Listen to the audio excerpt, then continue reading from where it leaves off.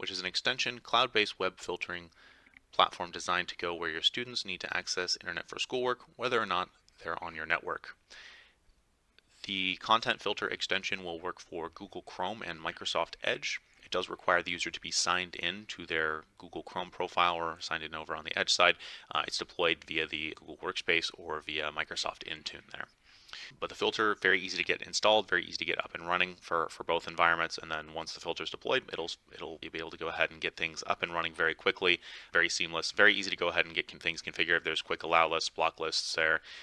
On the Google side, things are going to be set based on organizational unit, so very easy to get some of those things quickly inputted up and running there on the filtering side.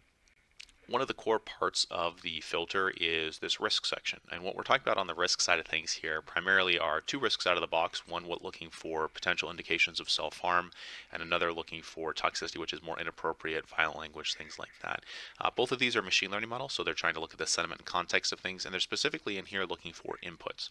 So when somebody goes to a website and they enter something in and press enter, or if they're say in maybe Gmail or something like that and they're creating maybe an email draft like that and they're pressing enter, those are things that the platform is going to go ahead and pick up on. So if there are concerning inputs or things like that, those are things that will get detected. You can choose where you want to set these risks as well. They can be set at the root level at the domain there, or they can be set on various OUs. Probably in most cases, you'd be setting that on different student OUs and things like that. You can also generate your own custom risks as well too. This is a very powerful feature. So if there's certain language you're concerned about that students might be using, or there's slang or things like that, you can go ahead and implement those in here as well too. The platform supports both keyword-based as well as regex-based risk scans. Last thing too, there's also notifications. So if I go ahead and click into one of these risks here, I can go ahead and configure specific notifications for this. I can choose when those notifications are going to go out. If I want rapid notifications, very easy to go ahead and do that. I can choose who these notifications are going to be going to. And I can choose if I want to have them go out on a specific alert period time frame or at a specific day each time. So lots of ways to go ahead and get that set up. I can also choose which days of the week I'm going to be receiving those notifications. And this is just for the self-harm risk, but I could also go ahead and configure notifications for all the risks as well too. So there's definitely some flexibility with those notifications, making sure that the right people receive information if there is some kind of concern, if there is some kind of potential problem happening there. When something has been flagged as what we call a violation here, it would be listed here in the violation section. So if we scroll down here, we might see a few of those in here, and really easy ways to see those. Those will be listed as either inputs or searches primarily. So in this case here, we've got a couple of different inputs in here. We can see right away what the text was that was put in. I can click into this to see what it was flagged as and how high the confidence score was. If I wanted to view this would take me into that individual user's account to get some further context of what else they were browsing and looking at when this particular input was detected. And then I can see what else they've been doing here. There's another input from the same user. It'll be very similar with searches as well too. So we can see here this user went into Google search here and typed some things in that would be pretty concerning to see there. So again, similar idea there on that end. So that'll be one of the core components, is that risk section. And then we have some standard things as well too, of block lists, allow lists. The platform also has a very powerful search term blocking.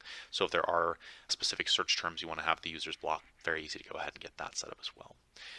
We also do look at the device side of things there. As it's extension based, it's not going to be a mobile device management solution, but there are some powerful features listed in here. So here we'll see some basic information like a device ID. That device ID, if it's a Chromebook, is going to be referenceable back to what you have in the Google Admin Console. But over here on the right hand side, there's some ability to see some more details. There's an ability to report devices lost or stolen, which is going to go ahead and lock down the browser. So it'll either lock down the Chrome browser or the Microsoft Edge browser for you there.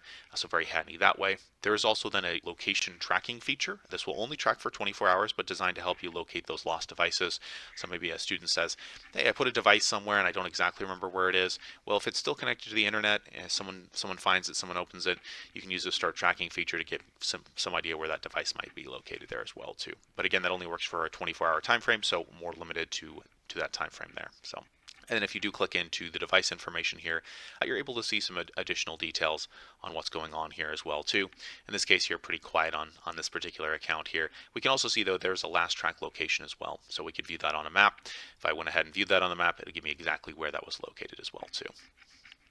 And then if there's multiple people logged into a device, it would also list that in here as well too. So you can see it says logged in accounts here. So really handy if someone else's might be using somebody's Chromebook or something of that nature there, and you get a list of all the users and when those users were accessing the device itself.